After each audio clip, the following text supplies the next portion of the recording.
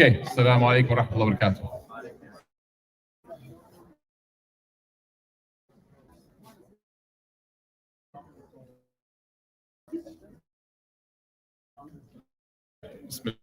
Bismillah.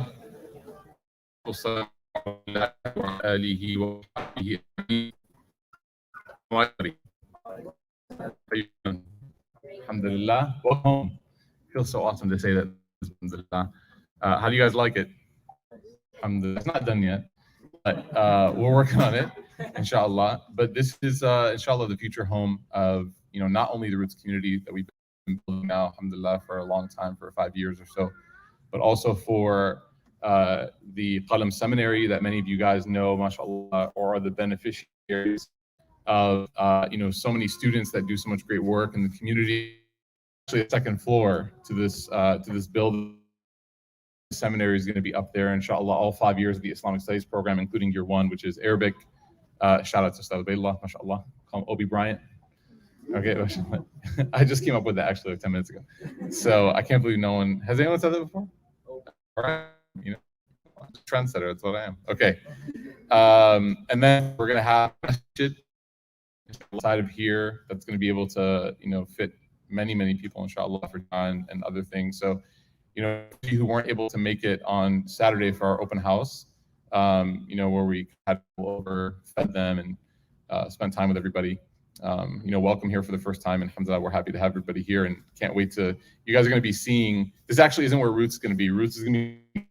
It's going to have its own entrance, and we're going to have, inshallah, roughly, 5,800 square feet coffee shop. Everyone say, "Allah, Ameen." A co-working space from 8 to 5 on weekdays for you who work from home. So you come work from Roots, inshallah. We'll be able to, like we work and praying in the corner, be able to pray and all right, live your best life, as they say. So, alhamdulillah, we're really, really happy to have you here. It's our honor, and I hope that you guys are as excited as I am, about this. Alhamdulillah. Okay, so today we're talking about disease that when I spoke to a mental health counselor, a specialist who worked, he told me that this disease particularly described it as an unfair fight. He said that this disease, when it inflicts a person, when it impacts a person, is something that is just so absolutely rampant and so control that it is what he calls just a completely and totally unfair fight. And there's not going to be any sort of like sharing of experiences or things like that, because the assumption is that having lived here, having myself been born here at least, and having grown up here and lived and being living here now, this disease is something that afflicts every single person, whether that person is aware or unaware, conscious or not conscious of it. It's happening at all times. And there are, millions and millions of dollars being spent to capitalize, to be able to capture your eyes and ears. Ghazali explains why. Imam al-Ghazali didn't get a degree in advertising or marketing, but he knows exactly why companies that we all, shop from and love and respect and, seek their products for the the approval of people that we don't even care about. That was just a little self-deprecating joke, okay? He knows why these people spend this kind of money. The reason he said is that if you want to touch a person's heart, you can try in many different ways, but the quickest way to get to a person's heart is through their eyes, what they see, and through their ears, what they're listening to. Everything else is secondary. The cognitive arguments, right? The logical discussions, everything that we think convinces people, it doesn't actually convince people. If you've ever tried to convince somebody to show them something, right, before actually seen it with their own eyes, it's very difficult. But the minute that you're actually able to show, right, your point visually and actually allow them to see it before their eyes, like the Prophet ﷺ said, لَيْسَ الْخَبَرُ كَالْمُعَايَنَةِ, that hearing something is not like seeing it, okay? So with the power that comes with the sight that Allah Ta'ala has given us, with that power that has been gifted to us and the power of being able to hear something, it's no secret and it's no surprise that with great power comes great responsibility, great risk. With great responsibility comes opportunity for success and also for failure.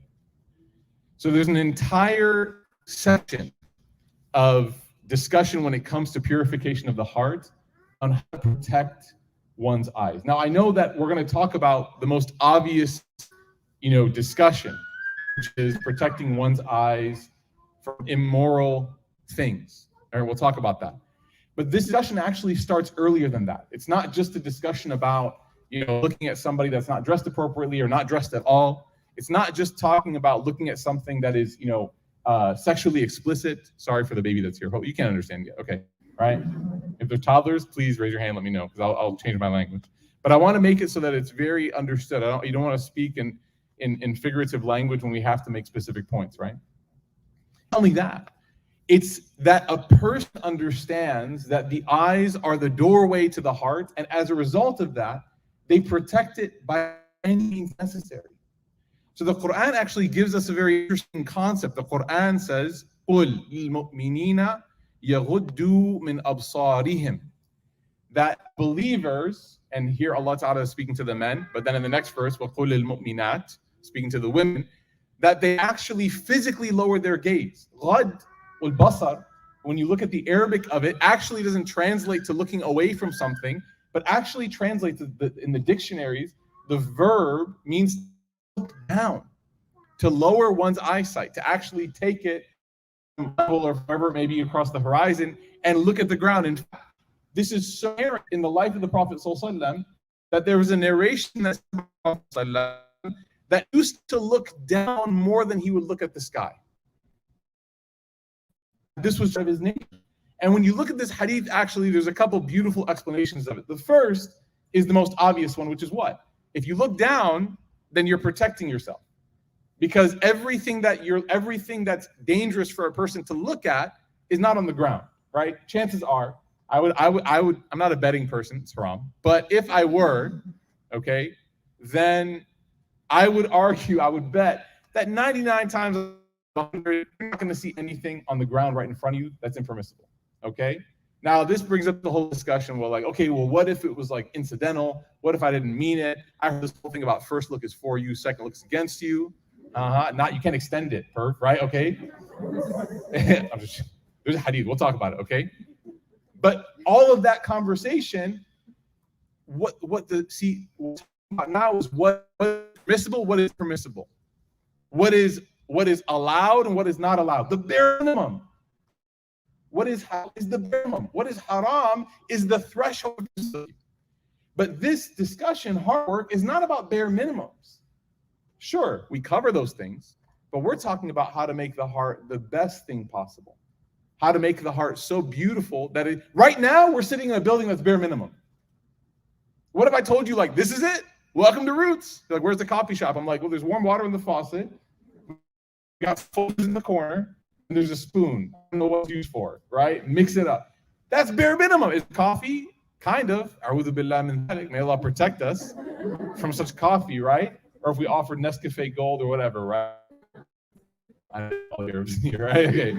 Nescafe Gold is it's like a lineage thing, okay? We hold on to it dearly. So this is bare minimum. That's not how we operate. And we don't even operate like this in our lives. Bare minimum is manual windows. You guys remember those days? Some of you, you never had to roll down a window and it shows. Okay? That was a thing, man. My dad used to tell us in Chicago in the summer, someone go out there and roll down all the windows before we go to let the heat out of the car. Now I have my keys. You just hit once, twice, and hold it down. All of them open. I have automatic start. This is like black magic.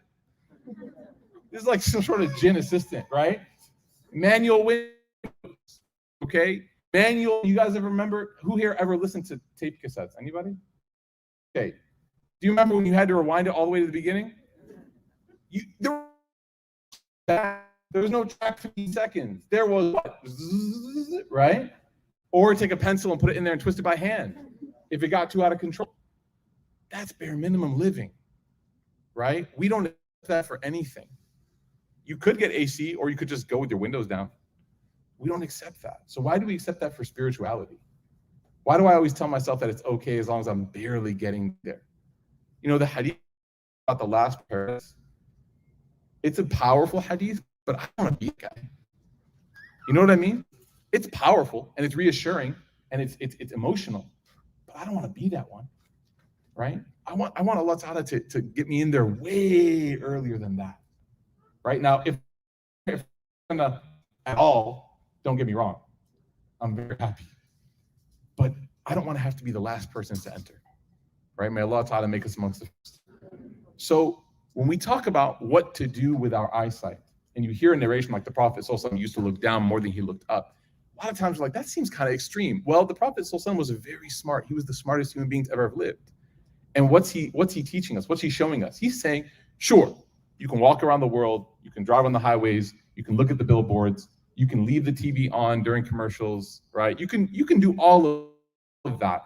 And yes, it is true that in Sharia, if you don't know that something impermissible is going to be put before your eyes, before your sight, then yes, it is true that you are not held to account once it is in front of you. Yes, okay?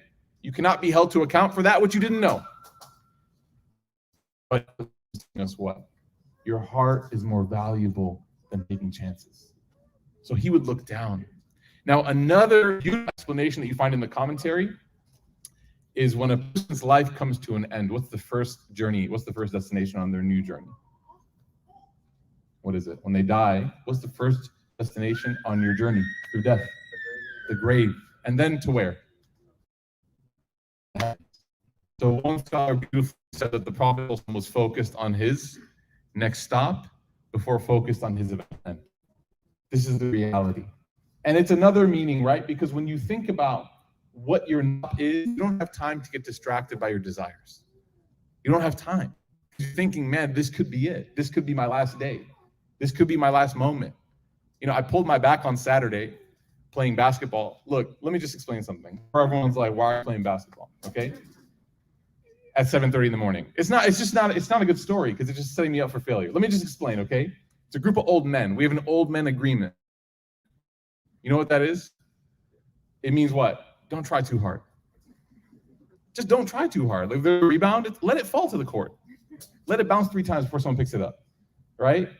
If you got beat on defense, instead of chasing the guy down, just cheer him on. Hey man, make it, right? You're on the opposite team, go for it. Like, it's not that bad. We get pretty competitive, right? Usually it's me and then Sheikh Omar's in the other tall size, and then it's like, yeah, from there. So what happens, may Allah Ta'ala protect all of our backs, all right? I'm going for a layup, and there's one of the brothers, my block from behind. He's a little bit shorter than me, and he gets my shoulders, pulls me back, and I just crumble to the ground. I just fall. And it was like the second play of the game. I didn't even get to work. Apple Watch was like, "Are you done?" It was like 14 calories. I'm like, this is the worst day of my life. So I drive home, I get injured, and I am out. I can't do anything. I can't sit. I didn't eat all day. Going to the bathroom, I needed to ask for help.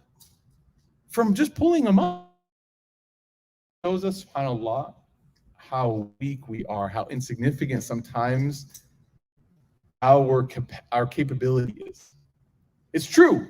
Allah Ta'ala did give humans honor. It's true. Allah Ta'ala did give us the potential to do amazing things. It's true. But we have to remember Allah Ta'ala says what?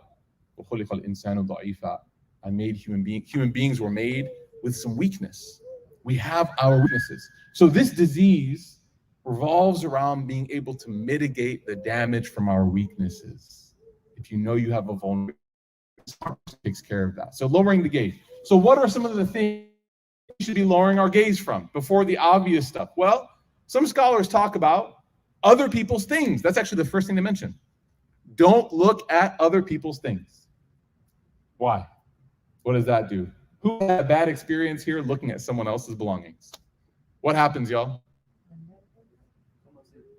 You become, okay, one of the effects of it is that you become ungrateful. Why? Said it. You said it? Okay, so hey, what do you say when you see someone else's and you become ungrateful? What are you saying internally? What's your heart saying? I wish I had that. Wish, like when I got my first car, it was a Camry, proud, across the street, the dealership. And I was rolling out in the Cha-Cha Mobile, right, uncle car, pull with the message, they're like, mashallah. And then across the street is an ISF or something.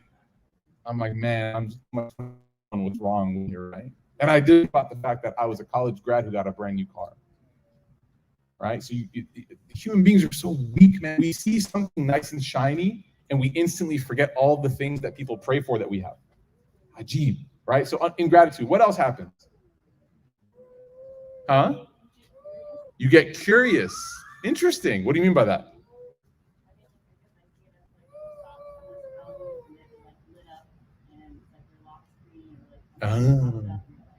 See a name that has a heart next to it. You're like, what?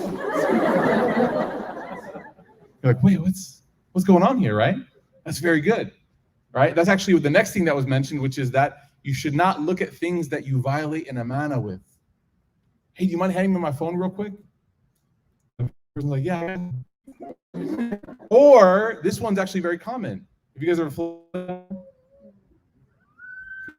Wallahi, one time a person laughed next to me at the movie I was watching. I only noticed because I laughed, and they laughed, and I was like, where's your phone? And they were laughing at the so the eyes that creep over, right? Or, hey, let me show you this message. I scroll, and the bottom part has the message I want you to read. The top part is the part that you're not supposed to read.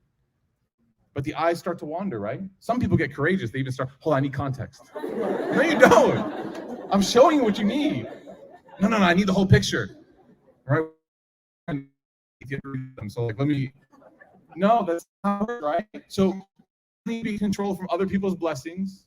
You need to be controlled from other people's secrets to keep. And then, and I'll tell you guys one of the most beautiful stories ever, right? It's so amazing. It was one of the most amazing things that ever happened in my life, because it happened with me in the sense that it wasn't a proof of anything about me. It was a proof of this amazing heart of this woman that I saw. When my wife and I first got our nikah, obviously I'm half Irish, okay, like white as rice. She is Bengali. We don't match in terms of, right, like we would not come from the same nuclear family. You guys make sense? Unless there was some generous adopted parents. Okay? We got same nuclear family. Nikah done in college before we moved in. So there was no like walima, there was not like a i'lan, there wasn't like an announcement, right? It was just kind of like, we got our nikah done, we were both in college. So we went to the mall together, because that's what nikah couples do. Look at all the things we can't afford. So we went walking through, right? So window shopping, right? The eyes. You just go and look and you're like, I want that. You didn't even know you wanted it. So walking through, we see this Muslim walking in the masjid, or not in the masjid, in the mall, of the masjid, the mall. And she comes, and I'll never forget what she said. She started panicking because Mehreen was like in charge of her youth group. And now she's with this like random stranger white dude. Yeah. And so she started panicking because she didn't know, 70 excuses. She's trying to figure out, and they're holding hands. Oh my God. Is he blind? Maybe she's helping him walk. She says, is this your brother? And she's like, no, it's not my brother. She goes, is this his family? She goes, yeah, we got our nikah. And he's like, oh, alhamdulillah. Like, that's the scenario. Because what happens when you see something you're not supposed to see? You start reading this line and script in the background.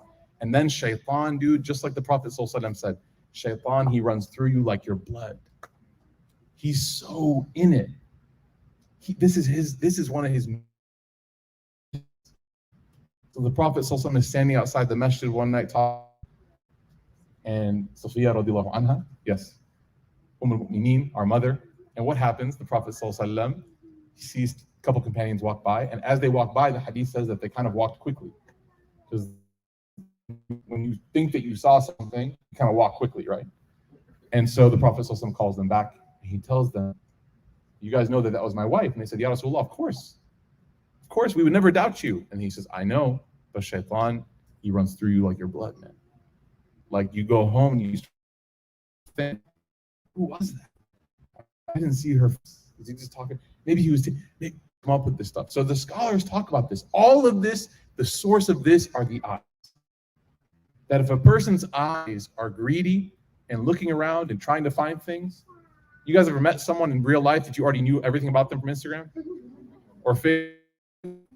That's kind of a manifestation, right? Got something. Oh, who's that in the background?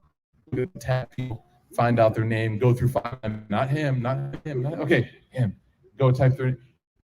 People we joke about because it's normalized, but it's not normal.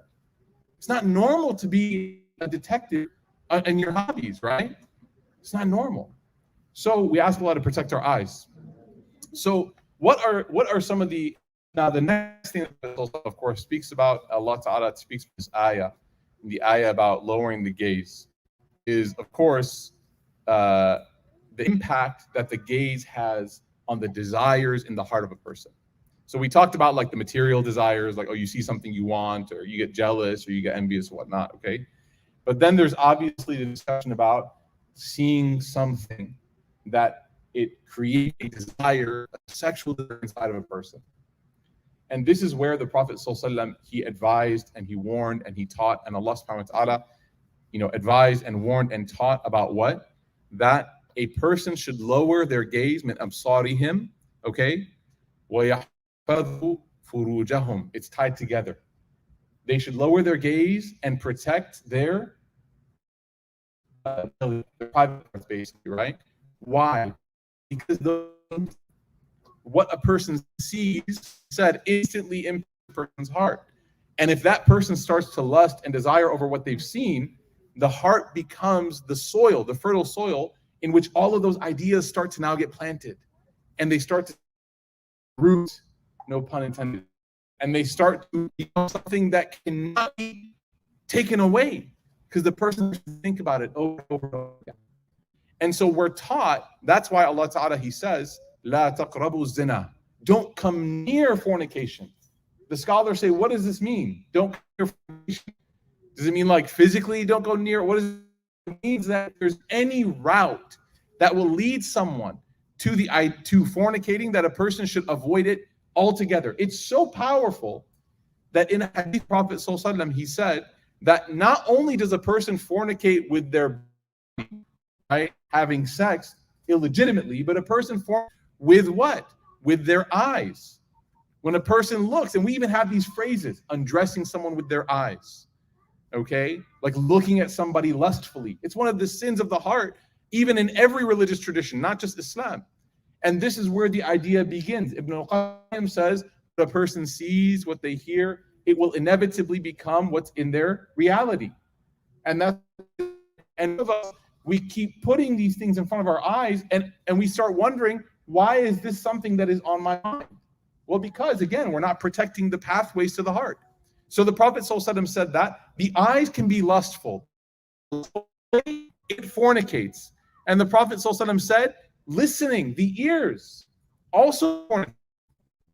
I mean, I don't even have to tell stories about this. You guys have obviously heard the content, and this is what's interesting is that people ask, how?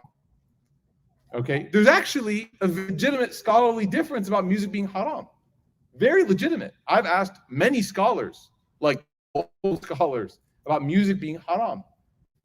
What they're talking about? They're talking about Beethoven, Cardi, Little Nas, X. They're not talking about. If you recited that as spoken word poetry with no music, it would be problematic. So then, what about adding that to that track, right? So listening to these things casually, and they create warped ideas. It's okay. Mashallah. He's just vibing, right? It's fine. Baby's welcome. Everyone welcome here. Welcome home, right? Come to my house. There's babies there too, right? Well, they're big now. But this is something that, again, it plants a seed of thought within the heart. When I taught English in high school for 2 years. One of the projects that I did was I taught 1 year in a public, 1 year in an Islamic private school, and I remember it was very different experiences. And when I taught private school, I remember one of the things that I tried to do to teach people how powerful language was to do a constructive critique and deconstructive critique, to deconstruct the music that you listen to. Okay, admit it. Like growing up, until I think about the lyrics now, and I'm like, what is being said? The objectification, not just of women, but of the human being in general. Of course, with certain artists, it's more on the side of women than men, but it's both sides. There was that song, and this shows you how old I am. It was a Jason Derulo song, and in the song, he's telling his wife that he was unfaithful on her, and he says, "In solution to infidelity, I will get you whatever. I will get you whatever you want as long as you come back to me," right? Now, the way that's, and when you hear it with the beat and with the harmony and the instruments, it's like, wow, that's kind of messed up, dude. Like, you literally just cheated on her, and now you're saying I'll buy you something, and that's it. Like, she forget about that. You were with another woman. She didn't know where you were. Like, play out the song in your mind. It's problematic, and the reason why you're like, oh, this is not that serious. It is. It really is. There was a friend of mine who was having trouble getting over a breakup. And after I told him this is why dating is haram, after I told him that, okay, and come fight me. If you want to fight me with that, fight me with that. After I told him this is why dating is haram, because the breakup is so painful. It's even more painful than being lonely, right? You'll get there, inshallah, eventually. But the breakup sucks. And he was crying to me. And he's like, you know, he sees himself as a man's man. And he starts telling me, I'm so sad, I can't get over it, this and that. I'm like, you know, hang out with people, do this. And then he my mind, what are you listening to right now? Dude pulls up John Mayer. Dude pulls up Howie Day, pulls up all these like sad, like, you know, like if I were only with you, right? Like this and that. I'm like, bro, of course, why don't you think you can? I can't. Why? Because John Mayer is doing waswasa in your ears about girl. That's why you can't stop. It's a real thing. It's a genuinely real thing. It's powerful. The impact that this stuff has. Okay? So ears can also fornicate. They can create that mood of desire that is problematic, that affects the heart. And the Prophet ﷺ said the tongue can fornicate. Right? There's all these examples of like adult literature, okay? And they're written in such like horrific detail that people come across them and it completely warps, and some of them are so poisonous and so problematic, really person's idea of what true romance and intimacy should be. And the Prophet ﷺ said that the hand can fornicate, right? And he says that the feet can fornicate. All of these things, they play a role in this action. Now, why is he so powerful? And then the Prophet ﷺ, of course, he says that, and then the actual itself can fornicate in totality. And he says that all of these limbs, all of these parts of the body, they push this person to this action that otherwise they never have done it. It's step by step. I can't tell you how many people I've sat in front of crying to me, I never thought I would do that. Right? Never thought I would do that. And of course, Allah can forgive everything. There's a hadith I want to share with you at the end that will give you goosebumps. Everything.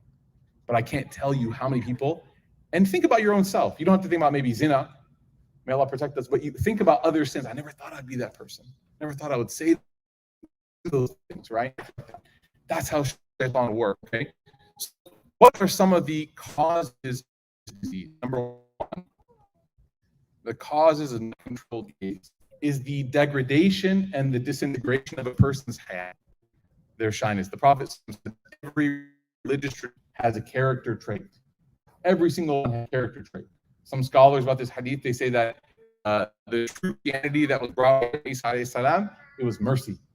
Right? They talk about different things.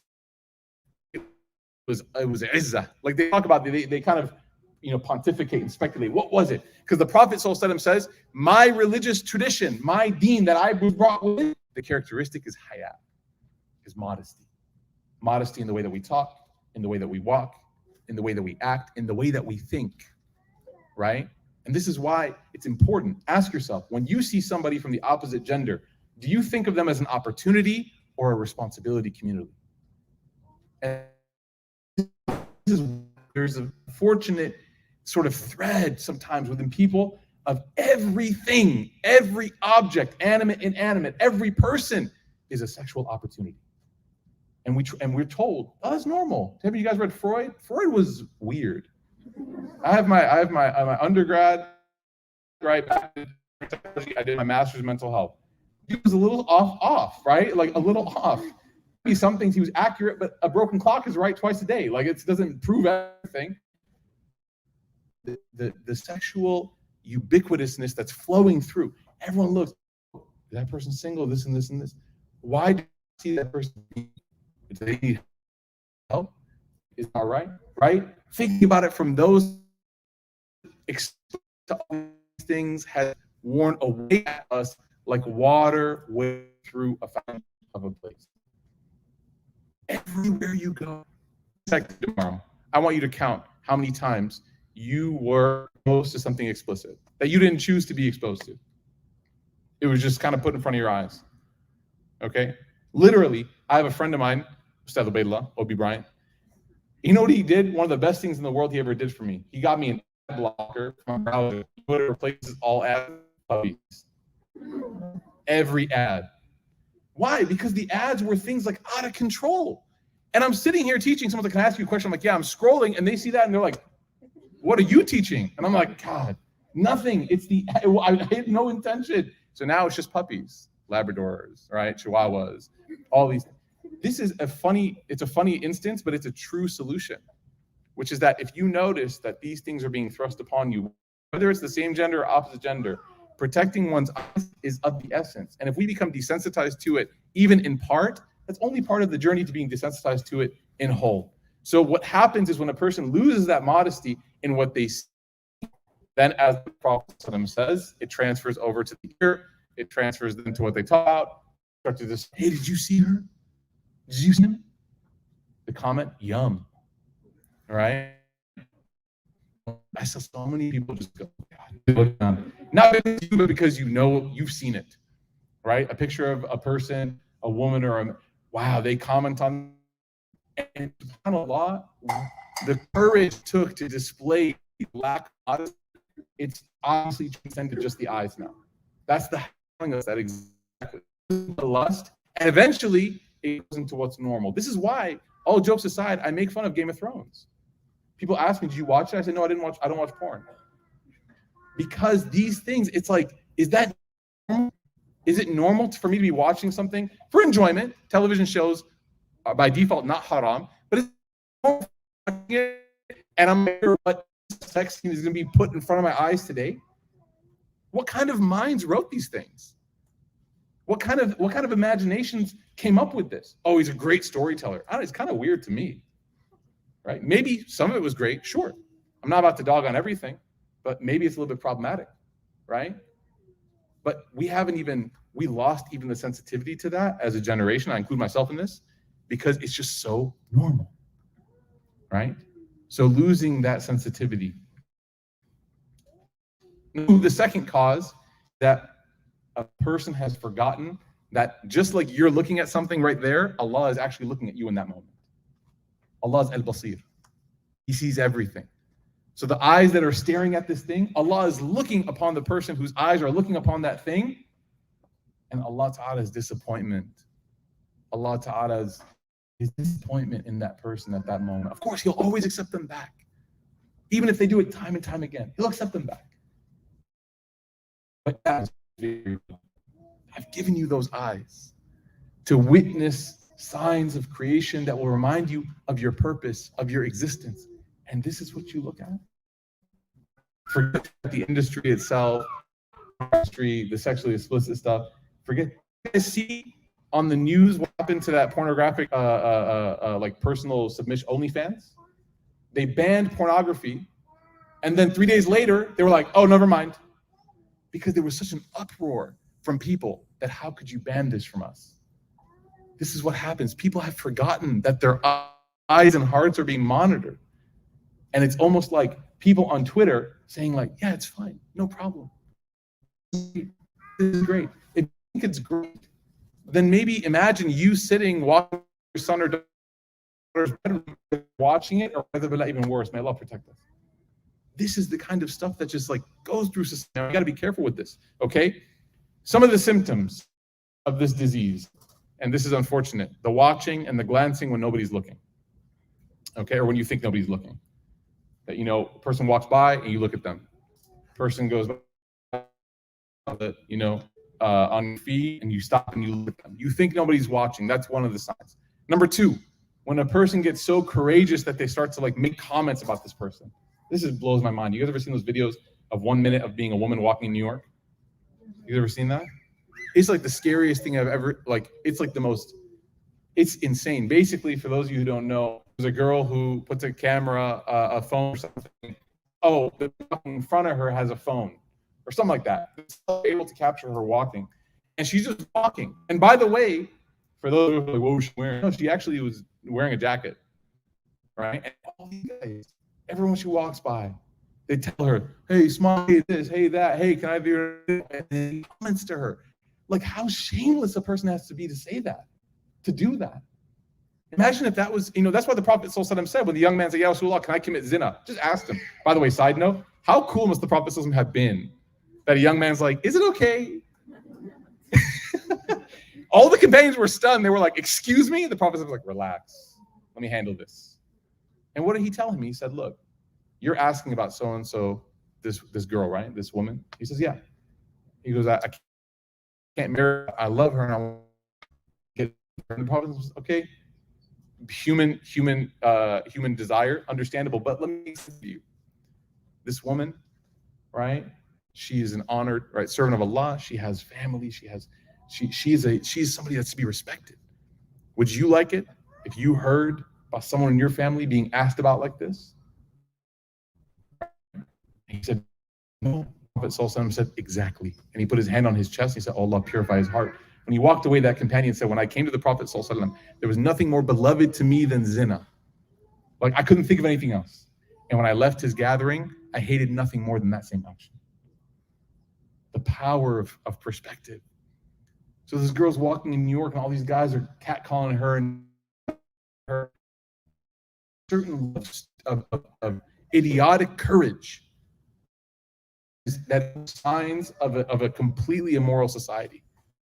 Some neighborhoods in Philadelphia where told this my friends were going there to eat. Some neighborhoods where if walking in the street, even people like gang affiliated will like make way for her.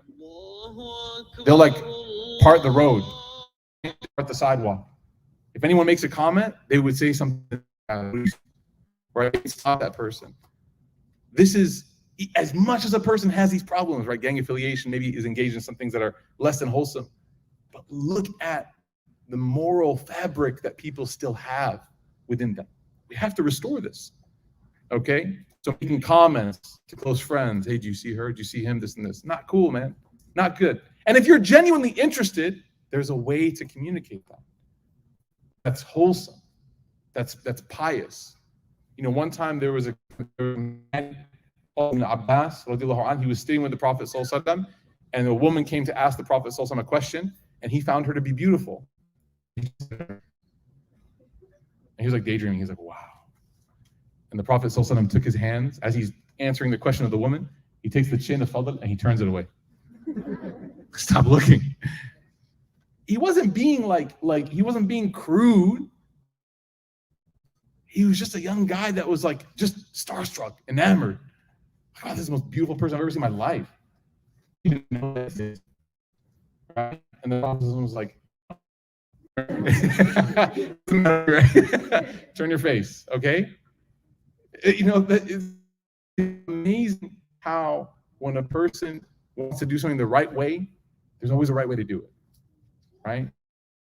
Ask that when a person eventually is unable to control themselves, whatever they see, they look. Whatever they see, they stare. Whatever they see, they engage even worse. So places just aren't safe sometimes to go, and it's sad. It's horrible, right? Have you seen the search statistics for pornography in the world? We're like the top 5 countries, Muslim majority countries. This is so sad. The Prophet ﷺ used to stand in the night and cry for his ummah. And what? Allah forgive us. Allah protect our eyes. So what are some fears from this? Number one, generally, remember, not just the sexual explicitness, but also everything. My eyes just constantly looking at people's stuff. Oh, where'd she get that outfit from? Oh, where'd he get that phone from? Oh, where'd he get all that stuff? Oh, that house? How'd they? I know what he makes. How do you afford that? Right? Which, by the way, at a dinner party, and one of our friends got a house, and a person asked, "How do you afford that?" Right? Yeah, we gotta be careful. We gotta be careful, man. The eyes, they start to do stuff, man. Number one is fasting. And this is what Imam al-Ghazali, he wrote an entire section of his Ihya, Kasru Shahwatain, breaking the two desires. Maybe we should read it together as a Heartwork class. How to break two desires. Indulging and constantly eating and not being able to discipline one's intake. It also manifests in indulging in the other desire as well, the sexual desire. And so being able to fast is one of the greatest, like, body, mind, soul boots ever do. Because you prove to Allah that I can stay away from anything. I can stay away from water on a hot day, right? If you drink in a Texas summer, you can definitely look away when you know you're supposed to, right? So fasting is very powerful. Number two, being active, not sitting idle, being with people, being amongst community is a really good way to restrict yourself from falling into the trap of your eyes wandering to things that they shouldn't. Being around others, spending time with people, which necessitates putting down the phone, disconnecting. And number three, and this is something that I'm going to just talk about very briefly before I finish the hadith and some questions, is every person make dua to Allah, that Allah Ta'ala, A, protects them, because it's difficult. Like I said, my friend said, it's not a fair fight anymore. And number two, that Allah Ta'ala make marriage easy for them. Let me qualify this, because I know there's a lot of people who struggle with this as well, okay? Marriage is not the be-all solution for an addiction to this problem with wandering. It's not the end-all be-all, okay?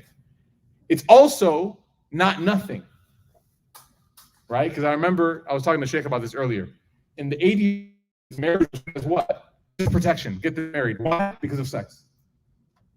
Like, okay. And then all of a sudden, stories and more instances of people being unfaithful, even within marriage. People struggling with pornography, even within marriage. People wandering eyes within marriage, right? So it's clear that that wasn't the answer. So then we took, which is what? That I don't want to hear marrying men as a solution to this problem at all. That's the opposite. We're not a religion of extremes, right? We are a religion. Allah Ta'ala has given us solutions to every problem. Those solutions are not solutions if we don't use them as solutions, right? That Allah allowed you through halal means to have that you can look at and you can wonder at their beauty forever, right? And not yourself, not the mirror, okay? Everyone's like, I do this, I'm not married. Who's he talking about? He allowed this through means that are not only halal, but are actually reward worthy. The companion said, Ya Rasulullah, there was a question about if you are sharing an intimate moment with your spouse, right? What is the satisfaction? The Prophet ﷺ said, Allah rewards you for that. And the companion, that's like a bodily desire. Like, why does Allah reward us for that? It's like saying Allah rewards us for eating or using the bathroom, right? And the Prophet ﷺ said, but isn't there always an alternative option that's punishable? Isn't there always a consequence for something else? So if you held strong, and if you focused, and if you exhibited shukr to Allah, and focused on the beauty that was before you, then Allah Ta'ala rewards that. And the scary thing is that a person struggles with this stuff, man. May Allah Ta'ala protect us. It's never too late to stop. But a person who struggles with it and they fall in love with the haram, they find it very difficult to appreciate the halal. Images, videos, and they will look at someone who is incredibly beautiful in front of them, or so handsome, like, amazing, nur just blasting out of every pore, right? I know that did not sound very attractive. You're like, they have a problem? You see a dermatologist? No. Just amazing. Like, anyone would look at that person and be like, wow. But because this person's heart is so covered in darkness, they look and they say, not for me. Not for me. What I'm used to is not real. What I'm used to is not made by Allah, it's made by the hands of surgeons. What I'm used to is airbrushed and filtered and photoshopped. So when I see beauty in front of me, and this is one of the punishments Ibn Ata'illah says. Ibn Ata'illah says one of the punishments of doing haram is that you can do haram. Always look to say, what made me become this monster? Now, one hadith that I want to share, because this is one of Shaitan's greatest moments, is that he tries to take us down. Shaitan from day one took an oath to Allah that he was to try to suffer. Shaitan is not like a cute bad guy. He's not like a fuzzy like villain. Shaitan wants to see you crying on the floor in misery. He wants to see your family destroyed. He wants to see your faith crumble. He wants to see your doubt in Allah. He wants to see all of this. So before Shaitan says to Allah, and it's interesting, he still refers to Allah as the Lord. Okay? In the thought, subhanAllah, he says, by your honor, my Lord. He knows. He recognizes that Allah is the Rabb. He says, La abrahu, okay? Ughwi ibadaka ma damat arwahuhum fi ajsadihim. Give up on trying to feed every human being so long as their souls remain inside of their bodies. Every second that they're alive, oh Allah, I'm going to try to pull them down with me. The pulling of desire that you feel, do I ever get a break from this stuff? Shaitan's like, no. It's his job and his shayateen, his army. Say, Allah subhanahu wa ta'ala, this is his love for you. Allah ta'ala says, so for the person right now that's sitting there thinking to themselves like, man, I am done. Shaitan has got me. He's right. Every second I'm alive, I experience that. Allah ta'ala said, قَالَ الرَّبُّ وَعِزَّتِي وَجَلَالِي. He said, and I promise, and I take an oath by my honor and my might, لا أزال أغفر لهم ما استغفروني. Just try to bring them down, I will always forgive them if they come back. I will always forgive them. You will never be able to take them further than I can reach. I can forgive them in the deepest depths of where they are, as long as they know, as long as they ask. That's all that I require. Allah Ta'ala doesn't even require you to transform. He doesn't even require you to wake up as a Sahabi the next day. All he wants is for those moments of tears in the night. And maybe inside tears, because as Moni says, sometimes the eyes cry, sometimes the heart cries. Maybe they're tears on the inside. What have I done with myself today? And even if you go back to it tomorrow, because that's what Shaitan said, as long as your soul's in your body, he's going to come back. What you do, you come back the next night with your tawbah even stronger. And every time Shaitan throws a punch, your tawbah throws another punch back. We ask Allah Ta'ala to make us those who seek His. We ask Allah Ta'ala to protect our eyes, our ears from those things that will destroy us. We ask Allah Ta'ala to make us love modesty and make love beauty. We ask Allah Ta'ala to make us appreciate in what He created.